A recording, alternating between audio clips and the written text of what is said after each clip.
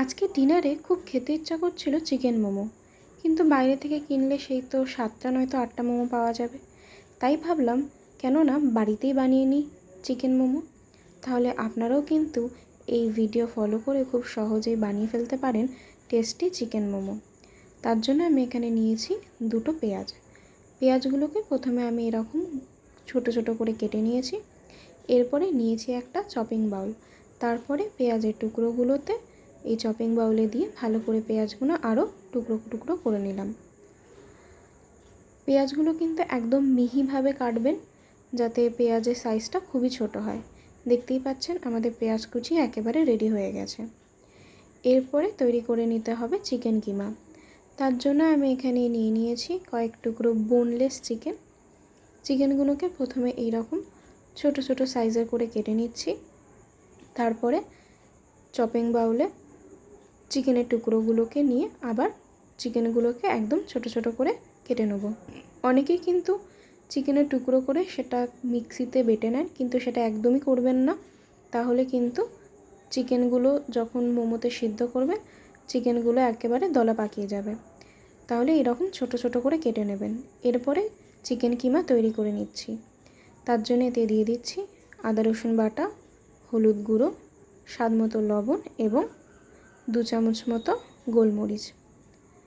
ভালোভাবে পেঁয়াজের সাথে চিকেনটাকে মাখিয়ে চিকেন কিমাটা রেডি করে নিচ্ছি। আপনারা চাইলে কিন্তু এখানে নিজের পছন্দ মতো সসও ব্যবহার করতে পারেন। এরপরে মোমো বানানোর জন্য ময়দার ডোটা রেডি করে নিচ্ছি। ময়দাতে কিছু পরিমাণ নুন এবং অল্প সাদা তেল দিয়ে মাখিয়ে তারপরে পরিমাণ মতো গরম জল দিয়ে ময়দাটাকে মাখিয়ে নিচ্ছি। আমাদের এখানে কিন্তু ময়দা একেবারে রেডি হয়ে গেছে। এরপরে কিছুক্ষণ চাপা দিয়ে রেখে দেবো। এরপরে আমরা এখান থেকে লেচি তৈরি করে নেব। ময়দার ডোটাকে আমি এখানে 4 ভাগে ভাগ করে নিয়েছি। তারপর একটা ভাগটাকে এরকম লম্বা করে নাইফ দিয়ে ছোট ছোট করে লেচিগুলো কেটে নিচ্ছি, তাতে কিন্তু লেচির সাইজগুলো এক থাকে। এরপরে লেচিগুলোকে ময়দা দিয়ে ভালো করে বেলে নিলাম।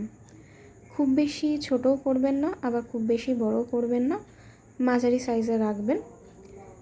দেখতেই পাচ্ছেন আমি এখানে লুচির মতন সাইজের করে বেলে নিয়েছি। খুব বেশি পাতলাও করবেন না, তাহলে কিন্তু মোমো যখন স্টিম করতে দেবেন তখন কিন্তু ফেটে যাবে। এরপরে এতে 1 চামচ মতো নিয়ে নিয়েছি চিকেন কিমা। অনেকেই আছে অনেক বেশি করে চিকেন কিমা দিয়ে দেয়, তাতেও কিন্তু মোমো ফেটে যাওয়ার সম্ভাবনা বেশি থাকে। এরপরে লেচির চারিদিকে হালকা করে জল লাগিয়ে ঠিক শাড়ির কুচির মতো ভাঁজ দিয়ে এরকম একটা ডিজাইনের মোমো তৈরি করে নিলাম। এরপরে আরেকটা ডিজাইনও আপনাদের করে দেখাবো। এটা সবথেকে সহজ।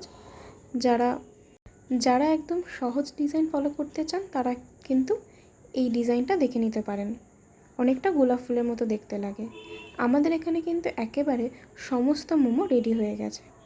এরপর যাদের বাড়িতে মোমো স্টিমার নেই তারা কিন্তু এই প্রসেস ফলো করে মোমো তৈরি করে নিতে পারেন একদম দোকানের মতো। তার জন্য একটা বড় পাত্রে জল গরম করে এরকম একটা ফুটো থালাতে মোমোগুলো দিয়ে দিতে হবে 15 মিনিটের জন্য। তাহলে কিন্তু মোমো একেবারে স্টিম হয়ে রেডি হয়ে যাবে। এরপরে তৈরি করে নিচ্ছি মোমো চাটনি। তার জন্য টমেটো আর শুকনো লঙ্কাকে পুড়িয়ে নিয়ে টমেটো আর শুকনো লঙ্কার ছাল ছাড়িয়ে এরপরে একটা পেস্ট তৈরি করে নিচ্ছি। এরপরে নিয়ে নিচ্ছি সামান্য তেল এবং তাতে দিয়ে দিচ্ছি একদম সামান্য পরিমাণে আদা বাটা এবং রসুন বাটা। তারপরে এতে দিয়ে দিলাম সেই টমেটো এবং লঙ্কার পেস্টটা। ভালোভাবে নাড়তে থাকবো এবং দিয়ে দেবো কিছু পরিমাণে লবণ। ভালোভাবে কষতে থাকবো যতক্ষণ না টমেটোর কাঁচা গন্ধটা বেরিয়ে যাচ্ছে। তাহলে এভাবে কিন্তু সহজে তৈরি করে নিতে পারেন স্পাইসি মোমো চাটনি। এরপরে আমাদের তৈরি করে নিতে হবে স্যুপ। আমি খুবই সহজ উপায়ে স্যুপটা তৈরি করে নিয়েছি এখানে। যেমন এখানে প্রথমে নিয়েছি সাদা তেল, তারপরে দিয়ে দিলাম কয়েকটা গোটা গরম মশলা আর দিয়ে দিলাম চিকেনের টুকরোগুলো। চিকেনগুলোকে ঠিক এমনভাবে ভেজে নিতে হবে। তারপরে এতে দিয়ে দিলাম কিছু পরিমাণে জল। এরপরে চিকেনগুলোকে আর একটু সিদ্ধ হতে দেবো। তারপরে এতে দিয়ে দিলাম একদম সামান্য পরিমাণে আদা বাটা এবং রসুন বাটা, আর দিয়ে দিলাম স্বাদ মতো লবণ। ভালোভাবে স্যুপটাকে নাড়তে থাকলাম।